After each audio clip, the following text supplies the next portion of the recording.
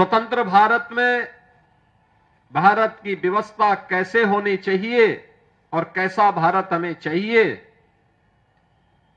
भारत के अंदर की उन सभी रियासतों को जिनकी संख्या देश के अंदर उस समय 567 थी, इन 567 रियासतों को भारत गणराज्य का हिस्सा बना करके वर्तमान भारत का जो स्वरूप है, अगर सही मायने में कहें तो इस वर्तमान स्वरूप के शिल्पी के रूप में यह भारत सदैव लौह पुरुष सरदार वल्लभ भाई पटेल का स्मरण करेगा।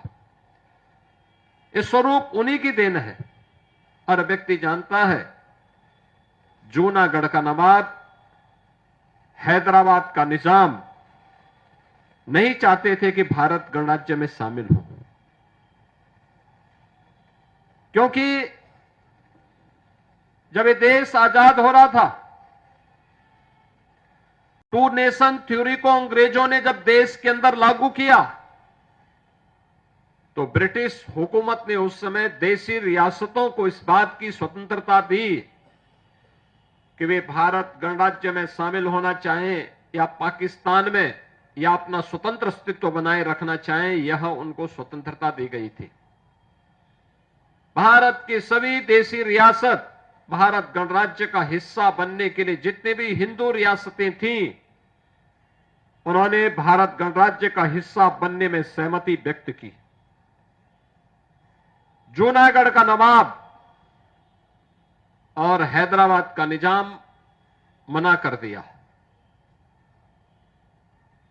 जम्मू कश्मीर रियासत को कहां शामिल किया जाए, वह असमंजस की स्थिति में थे।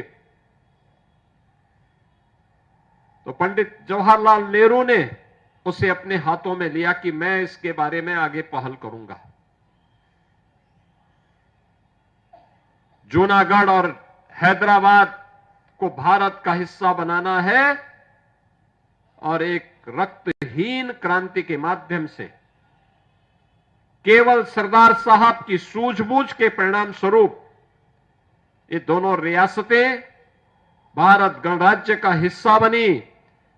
जूनागढ़ के नवाब को और हैदराबाद के निजाम को देश छोड़ करके भागना पड़ा।